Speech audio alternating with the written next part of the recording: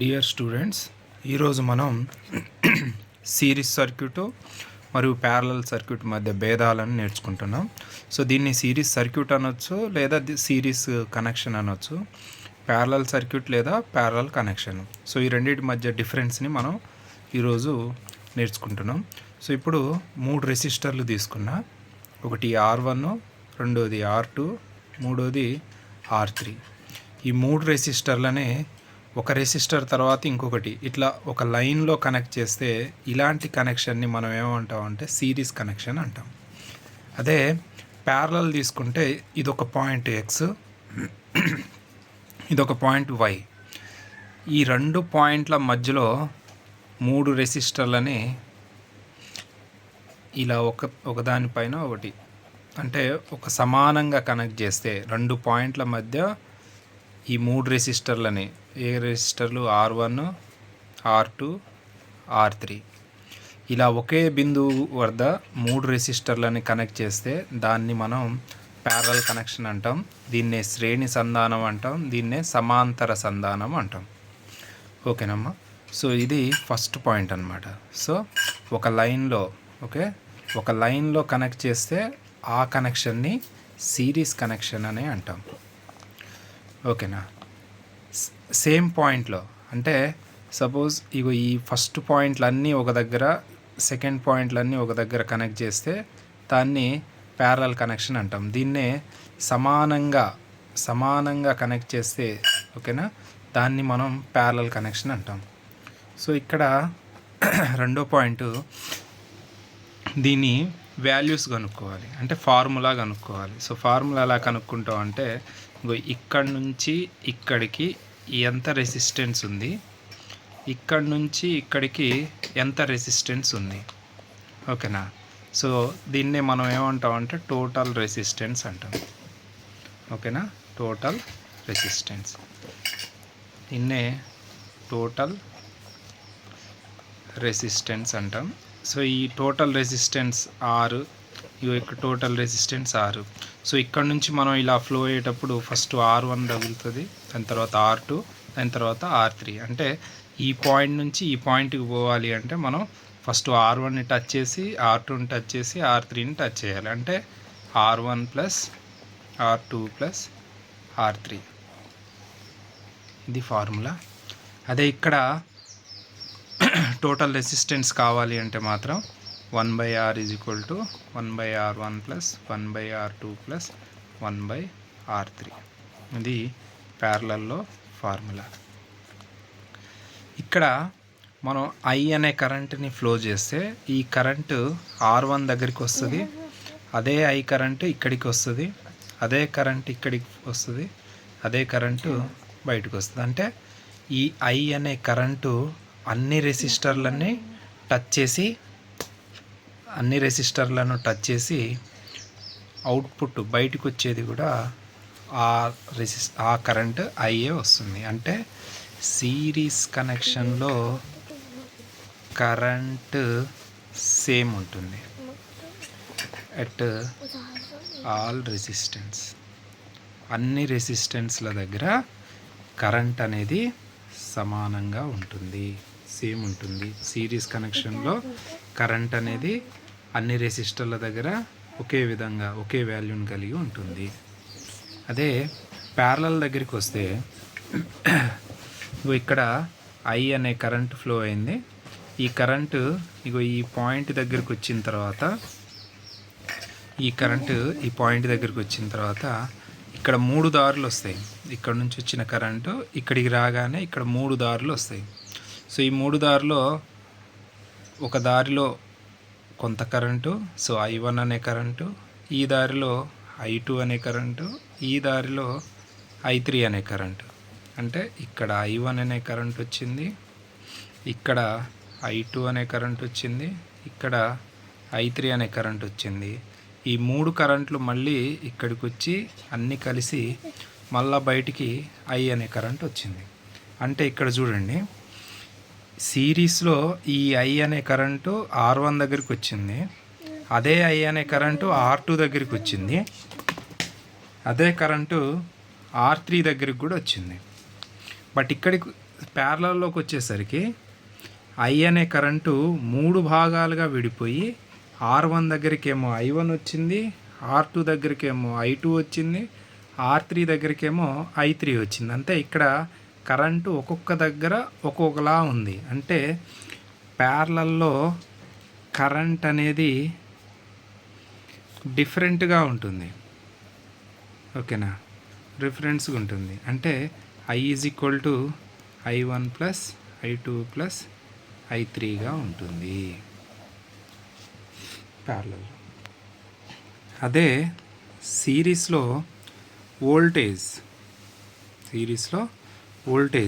So voltage ఎలా ఉంటుంది అంటే V is equal to, so ఇక్కడ మనం V అనే వోల్టేజ్ని అప్లై చేస్తే ఇక్కడికి వచ్చేసరికి ఈ ప్లేస్లో I ఉంది. ఇగో ఈ కరెంటు ఇక్కడ I అనేది వచ్చింది, ఇదే కరెంట్ ఇక్కడికి I అని వచ్చింది, ఇదే కరెంట్ ఇక్కడికి I అనే వచ్చింది. సో ఇక్కడికి వచ్చిన ఈ I అనే కరెంటు ఈ V అనే వోల్టేజ్తో ఎట్లుంటుంది అంటే, సో V1 లేదా దీన్ని ఇంకోలా ఏం రాయవచ్చు అంటే V is equal to IR1 plus IR2 plus IR3. So V is equal to IR, Ohm's law ప్రకారం IR అంటే V1, IR2 అంటే V2, IR3 అంటే V3. సో ఇది ఫార్ములా. అదే ప్యారలల్లో చూసుకుంటే ఇక్కడ V అనే వోల్టేజ్ని అప్లై చేసామనుకోండి. సో ఇక్కడికి వచ్చేసరికి ఇక్కడ I1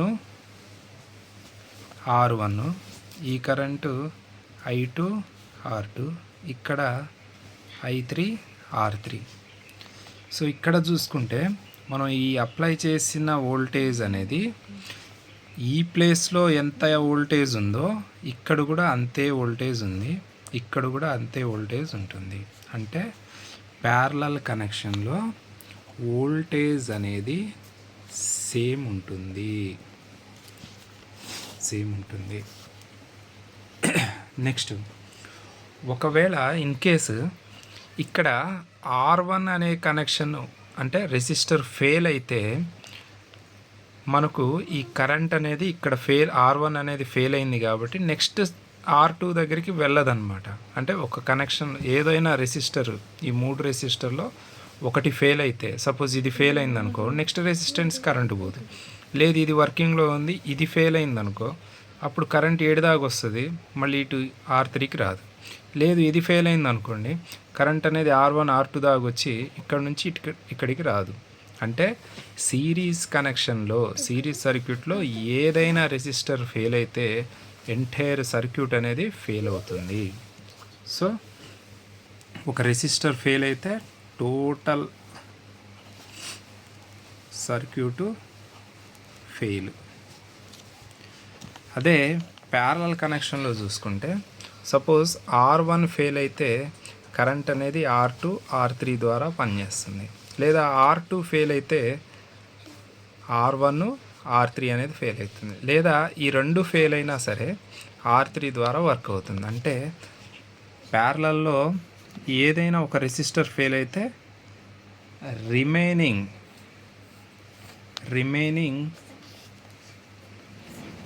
రెసిస్టర్లో వర్కింగ్లో ఉంటుంది.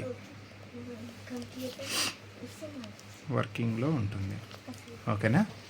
నెక్స్ట్, అసలు ఇది ఈ సర్క్యూట్ని ఎక్కడ యూజ్ చేస్తామంటే మనం ఇంట్లో యూజ్ చేసే డెకరేషన్ లైట్లలో ఈ సిరీస్ కనెక్షన్ని యూజ్ చేస్తాము. ప్యారలల్ కనెక్షన్ని మనం జనరల్గా వాడేటువంటి హౌస్ వైరింగ్లో యూజ్ చేస్తాం. ఓకేనా. సో ఇక్కడ చూడండి అమ్మా ఒకసారి మళ్ళీ, సిరీస్ కనెక్షన్లో అన్ని రెసిస్టర్లు ఇలా ఒక లైన్లో కనెక్ట్ చేసామనుకో దాన్ని సిరీస్ కనెక్షన్ అంటాము. ప్యారలల్ కనెక్షన్లో అన్ని రెసిస్టర్లని సమానంగా కనెక్ట్ చేస్తే దాన్ని ప్యారలల్ కనెక్షన్ అంటాము. సిరీస్ కనెక్షన్లో టోటల్ రెసిస్టెన్స్ వాల్యూ ఎంత ఉందంటే R=R1 + R2 + R3 ఉంటుంది.